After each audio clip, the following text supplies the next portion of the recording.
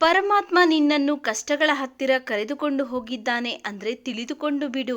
ಅವಶ್ಯಕವಾಗಿ ಅವನೇ ನಿನ್ನ ಕಷ್ಟಗಳನ್ನು ದಾಟಿಸಿ ಬಿಡುತ್ತಾನೆ ಎಂದು. ಖುಷಿ ಬೇಕು ಅಂದರೆ ರಾತ್ರಿ ಎಚ್ಚರವಾಗಿರಬೇಡ. ಶಾಂತಿ ಬೇಕು ಅಂದರೆ ಹಗಲಿನಲ್ಲಿ ಮಲಗಬೇಡ. ಸನ್ಮಾನ ಬೇಕು ಅಂದರೆ ವ್ಯರ್ಥವಾಗಿ ಮಾತನಾಡಬೇಡ. ಮತ್ತೆ ಪ್ರೇಮ ಬೇಕು ಅಂದರೆ ನಿಮ್ಮವರನ್ನು ಬಿಟ್ಟುಕೊಡಬೇಡ. ಬಟ್ಟೆಯನ್ನು ಅಳತೆ ಮಾಡು, ಆದರೆ ಬಟ್ಟೆಯನ್ನು ನೋಡಿ ಮನುಷ್ಯರನ್ನು ಅಳೆಯಬೇಡ. ಮನುಷ್ಯನಲ್ಲಿ ಹಣ ಇಲ್ಲದಿದ್ದರೂ ಅವರದ್ದೇ ಆದ ಸ್ವಾಭಿಮಾನ ಗುಣ ಇರುತ್ತೆ. ಸಂಪತ್ತಿನ ಬೆಲೆಯೇ ಬೇರೆ, ಸಂಸ್ಕಾರದ ಬೆಲೆಯೇ ಬೇರೆ. ಕೈಯಿಂದ ಎಸೆದ ಕಲ್ಲು 100 ಅಡಿ ದೂರ ಹೋಗಿ ಬೀಳುತ್ತೆ. ಬಂದೂಕಿನಿಂದ ಹೊರಟ ಗುಂಡು 2000 ಅಡಿ ಹೋಗಿ ಬೀಳುತ್ತೆ. ಆದರೆ ಹಸಿದವನಿಗೆ ಕೊಟ್ಟ ರೊಟ್ಟಿಯ ತುಂಡು ಸ್ವರ್ಗದ ಬಾಗಿಲಿನವರೆಗೂ ಹೋಗುತ್ತೆ.